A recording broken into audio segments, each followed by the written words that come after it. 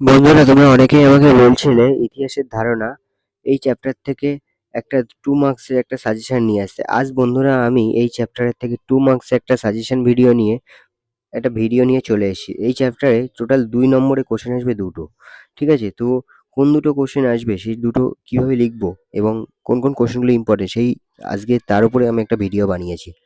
তো ফার্স্ট আমরা যে কোশ্চেন নিয়ে আলোচনা করব সেটা হচ্ছে সামাজিক ইতিহাস কি। 1960 ও 1970-এর দশকে ইউরোপ, আমেরিকা ও ইতিহাস চর্চার ক্ষেত্রে প্রচলিত রাজনৈতিক, সামরিক, সাংবিধানিক ও অর্থনৈতিক ইতিহাসের পরিবর্তে সমাজের অবহেলিত দিকগুলি সহ সমগ্র সমাজের ইতিহাসের রচনার উপর গুরুত্ব দেওয়া হয়, যা নতুন সামাজিক ইতিহাস নামে পরিচিত।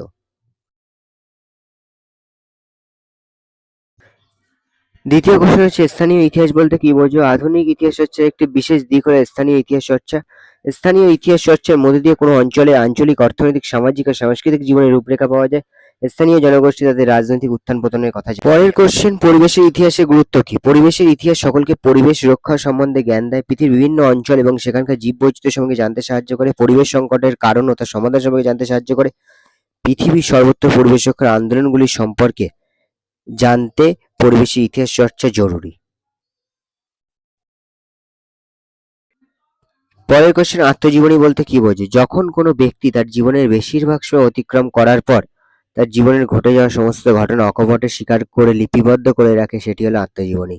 পরের কোশ্চেন, স্মৃতিকথা বলতে কি বোঝো। যখন কোনো ব্যক্তি তার জীবনে অনেকটা সময় অতিক্রম করার পরে তার জীবনের ফেলে আসা কোনো ঘটনা স্মৃতিচারণ ও প্রকাশকে বলা হয় স্মৃতিকথা। 6 নম্বর দাগের কোশ্চেন, সরকারি নথিপত্র বলতে কি বোঝো। ভারতবর্ষ তথা বিশ্বের আধুনিক পর্বে ইতিহাসের বিষয়ে জানা ও চর্চা করার অন্যতম উপাদান হলো সরকারি নথিপত্র। সরকারি নথিপত্র বলতে বোঝায় সরকারের অধীনস্থ বিভিন্ন শ্রেণীর কর্মচারীদের দেওয়া কিছু তথ্য, যেমন পুলিশ, গোয়েন্দা ও সরকারি আধিকারিকদের দেওয়া বিভিন্ন প্রতিবেদন কিংবা চিঠিপত্র প্রভৃতি।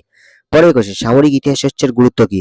সামরিক ইতিহাস হচ্ছে একটি গুরুত্বপূর্ণ দিক। আধুনিক ইতিহাস চর্চার গুরুত্বগুলি হলো প্রত্যেক যুদ্ধে জয় পরাজয়ের ক্ষেত্রে রণকৌশল ভূমিকা সম্পর্কে জ্ঞান লাভ করা যায়, প্রত্যেক যুদ্ধে অস্ত্রশস্ত্রের কার্যকারিতা, মারণ ক্ষমতা সম্পর্কে জ্ঞান লাভ করা যায়, যুদ্ধে জয় পরাজয়ের ক্ষেত্রে সেনাবাহিনী তার প্রশিক্ষণ সম্পর্কে জ্ঞান লাভ করা যায়, যুদ্ধে কোনো শক্তি জয় পরাজয়ের ব্যাখ্যা খুঁজে পাওয়া যায়।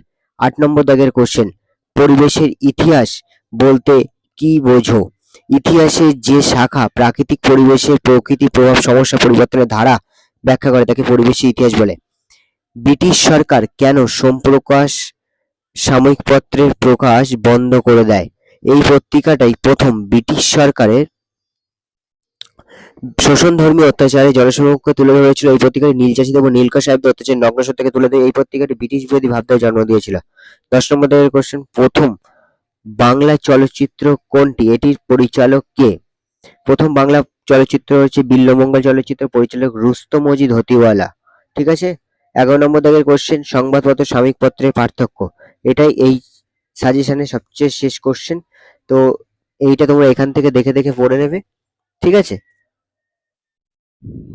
আজকে ভিডিওটা এই পর্যন্ত। যদি ভিডিওটা ভালো লেগে থাকে তাহলে অবশ্যই লাইক, কমেন্ট, সাবস্ক্রাইব করে দিয়ে পজিটিভ চ্যানেলের সাথে যুক্ত হয়ে থাকো। দেখা হচ্ছে পরের ভিডিওতে ইতিহাসের সেকেন্ড চ্যাপ্টারে 2 নম্বরের সাজেশন নিয়ে।